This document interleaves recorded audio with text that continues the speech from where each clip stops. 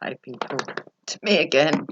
I want to talk today seriously about arthritis in dogs and the standard treatments that the vet will give and the problems they can cause. Having lost a dog due to the medication of arthritis, not from arthritis, and knowing of other dogs that have had gastrointestinal bleeds because of drugs like buloxicam, metacam, which are non-steroid anti-inflammatory drugs. I just wanted to come and address it. Now, as you all know, I prefer herbal medications unless it's absolutely necessary. So, first of all, there's a few things that need to be understood. When you go to your vet and your dog's diagnosed with arthritis, which it's often with old age, but like with YY, it started at the age of 4.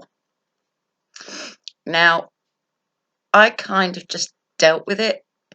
I had, since then I've done an awful lot of research. Something about losing a dog when you needn't have makes you research and learn and expand your own knowledge. Big disclaimer here, I'm not a vet. I have done an extensive first aid course, which was very in depth. So, for dogs, totally for dogs, not for any other creature. So you take your dog along to the vet, and the vet will automatically prescribe something along the lines of meloxicam or metacam. They're both the same drug, just made by different people, or some other. Right now, all they will say to you is, if your dog gets diarrhea, stop using it. Yeah, all well and good. I want to give with food, obviously. Yeah, right. Now, there is no way that a non-steroid anti-inflammatory drug would be given to a human being without a metrazole. We're not doing that again today. ASC would be given to a human being without a metrazole, which is a protector of the stomach. Okay, given as well. So I know someone who works for the second largest veterinary medicine industry. Okay, and I asked this question: why is it that vets do not prescribe a metrazole? It's all very well prescribing a metrazole after your dog's had a gastric internal bleed because its whole gut's ulcerated to death from, daily intakes of, non-steroid anti-inflammatory drugs. Well, that's, that can kill your dog. So arthritis becomes a secondary problem to the medicine that you're actually giving it. I mean, already, though Zed hasn't got arthritis at all. I mean, she's, 4.5 now. She's on glucosamine and chondroitin. She's on bone broth every day. Every day. I mean, yes, as you know, I make it very strong. She has literally 2 dessert spoons after her breakfast every day. And that is like oiling an engine. It helps the synovial fluid in the joint so that the joints move nicely and you don't end up with bone rubbing on bone, which is fundamentally what arthritis is. I should know. I've got bone grinding on bone, and it is painful. I mean, with my dog YY, she was the last of my pack. She would come in and her left leg would be straight and she couldn't move it, and she would automatically come to me and I would literally physio it. You need to know how to do that. I would physio it till it clicked, because she had a floating bit of bone in her elbow, and then it would work again properly, and then off she'd trot. Then this is where I made the mistake. I said to the vet, should I just give her metacam, meloxicam, when she has that sort of thing? He goes, no, give it to her every day. And I'm going to sit here and say, here and now, I wish to God I had never listened, because it cost her her life. She became so ulcerated. I changed vets. I tried Cartrophen injections. I tried K-laser. That just about finished her off, to be frank. And she got to a point where 8, 9 hours later, she would just regurgitate her dinner. She could no longer digest her food because her gut was so ulcerated. And she had to be put to sleep because she would just become a bag of bones, and I didn't want that for her. I didn't want to, one, allow her to get to a point where she was emaciated. That's unfair.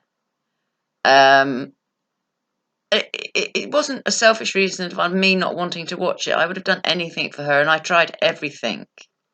But because of that, me being the doggy nerd that I am, got straight into researching. Sadly, Catherine O'Driscoll, who taught me so much, has passed away in the last few days, which is very, very sad. But I would never allow a non-steroid anti-inflammatory drug to be used on my dogs, ever. Now, as I said, she has her herbal glucosamine and chondroitin, which is made from crustaceans. Okay, so it's totally natural. And she has her bone broth, which is very strong. And she now when YY was going through all of this, the first thing they did was say, "Oh, we'll put her on omeprazole." Well, why not put them on omeprazole at the same time as they're putting them on Metacam or meloxicam, and save the whole gut from being ulcerated in the first place? It's like a death sentence, really, in my opinion. I mean, these are my own thoughts, okay? I want to make that very clear. So, there is a lot of hype around turmeric, and yes, it's very good. However, there is a downside to it, especially in spayed bitches. It can cause incontinence. Okay, it can cause incontinence. Just be aware of that. I mean, yes, it's very good. I've heard great things about it, but I actually know of a dog, a bitch, that it caused immediate incontinence in. So, and there are some other herbal ingredients that can also, pain relief ingredients that can cause incontinence in bitches. I would imagine in dogs as well. It's all going to depend on, so I think it's more likely in bitches, though, to be frank, because spaying can induce incontinence anyway. Never mind if got any other problems. You can get incontinence just from spaying a bitch, which is another reason I'm against it anyway. So I just wanted to discuss it. So if your dog has arthritis and your vet recommends giving meloxicam or Metacam or any other non-steroid anti-inflammatory drug, otherwise known as an NSAID, please ask for omeprazole. They may say why, and say, I want to guard my dog's whole gastric system from ulceration. Don't wait till, like someone I know, their dog literally started having gastric bleed, and it was caused by the Metacam, i.e. meloxicam. So just be aware of it, please. There are a lot of very good herbal remedies. If your dog can tolerate, especially bitches can tolerate turmeric, it's great. There are pain relief. There's like green relief from doorwest.com.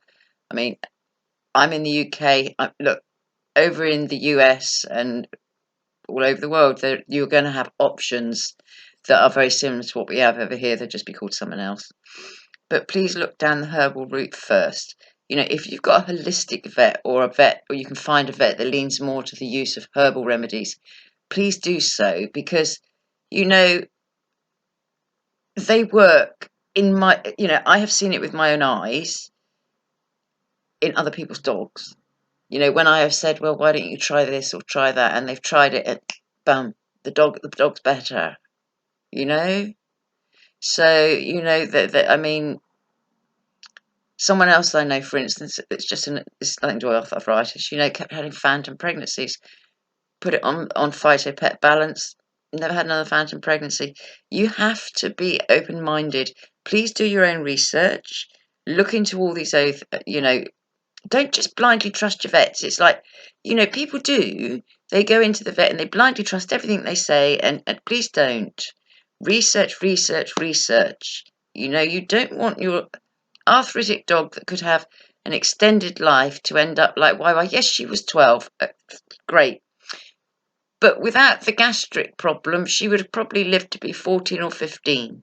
And I have to take on board the guilt of listening to a vet who said to me, give it to her every day. And I don't want that for anybody else, okay?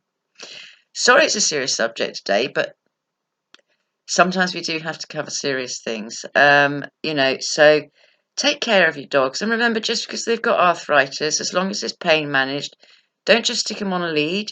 Let them live their life. Better a shorter life than no life.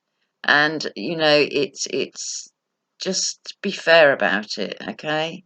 As I said, these are just my opinions. You can hate on me if you like. I don't care because I review all my comments anyway. So it's fine. But just take care of your dogs. Love them because their lives are so short in comparison. I mean, I look at Zed and I think, where have the last 4.5 years gone? I remember her being this bitey little puppy, and yet now she's the most majestic, beautiful dog that I've had the honour of having in my life. And the thought of her in pain, or it will break me. It will break me. Take care, people. Lots of love. Bye for now.